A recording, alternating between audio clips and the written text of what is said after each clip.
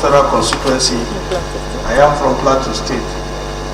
Mr. Speaker, I rise to lend my voice on this very timely motion that our people out there have been yearning and looking forward to. That, Mr. Speaker, honorable colleagues, you may wish to know that Nigeria has a housing deficit of about 17 million as at the 2013 housing census that was conducted, and that it has a rising percentage of about 2.37% every year. And if you look at from that time to now, we are getting close to about 5% of 17 million. And that is a huge number. And from that moment till now, apart from most of the houses that are being built in cities that are not affordable by these ordinary people, there is no any affordable house that is being built anywhere in Nigeria. Mr. Speaker, honorable colleagues, I was the Commissioner for Housing in Plateau State, and what I realized as of 2012 was that the civil servants in Plateau State had contributed over 4 billion naira in the National Housing Fund, and there is no one single house that has been built by the Federal Mortgage Bank or its agent in Plateau State since its inception. And I think that this honorable house, being the People's Parliament, the People's House, is the only house that should be able to go deep into this matter and unravel where the funds of these people are and what is happening to them. Many of them are living in slums, having contributed this much. And I think even these monies, if they were fixed in some banks today, 4 billion in 5 years, maybe they would have gotten 1 more billion. And some of these houses are barely 2-bedroom and 3-bedroom flat that ordinarily shouldn't cost more than 3.5 to 4 million naira. And if you divide that by those number of, by the amount, you will find out that there should be more than 200 houses standing on the plateau. And I want to say that this is happening in many other states of Nigeria.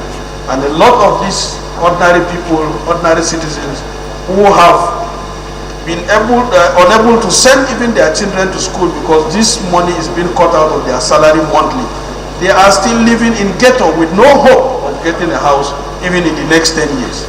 And I think it is the right time for us as a house to rise up and ensure that this motion is totally back so that it will achieve this aim and liberate our people from this difficulty that they have found themselves in trying to get a place where to put their heads.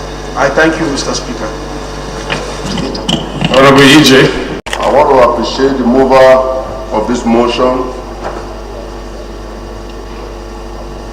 My great colleagues, this motion shows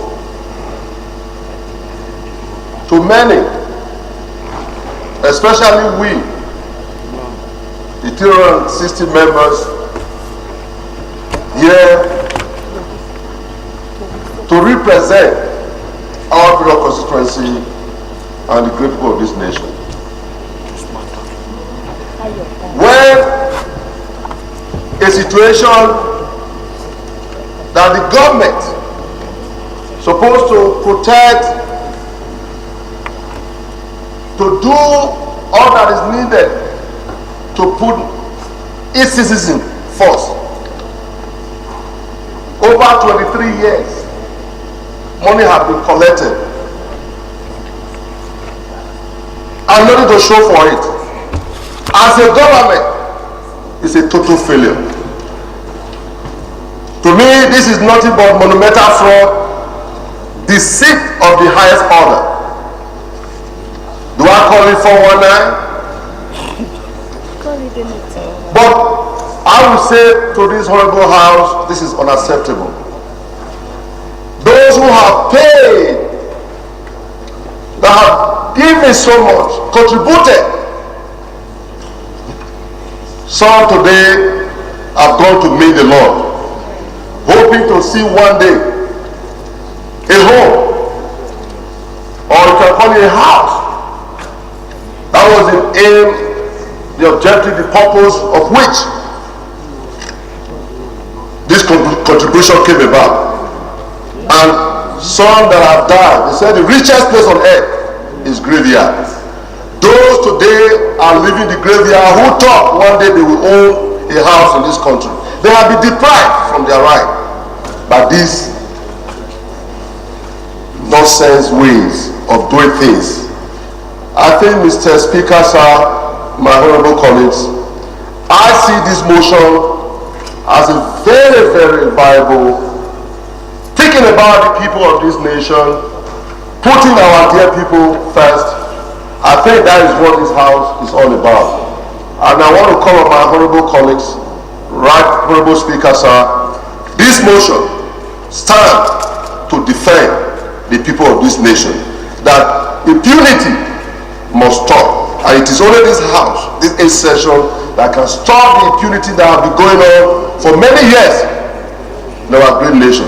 This country could be better than what it is today. It is only we that can make it possible and realize that Nigeria belongs to all of us. Thank you, my honorable Speaker, dear colleagues. I so support this wonderful motion on this very wonderful day. Thank you, sir. Honorable Chike, maximum of 1 minute. Itu Boma, a noble federal constituency of Imo State. Mr. Speaker, honorable colleagues, I liken the activities of the National Housing Fund to that of National Health Insurance. These two bodies and others derive their funding directly from deductions from the salaries of Nigerian workers. Well, we're talking about National Housing Fund today. Maybe next time we'll talk about the activities of National Health Insurance. Honorable colleagues, the issue of National Housing Fund and its implementation has become an issue of water everywhere, but there's no water to drink. From available records, we have about 3.7 million workers in Nigeria at present. These workers over time have contributed well over staggering amount in excess of 118 billion naira to the fund. From the record we have also observed that the scheme has or claimed to have expended over 101 billion naira to various workers at various times to buy houses, renovate houses, or to build houses.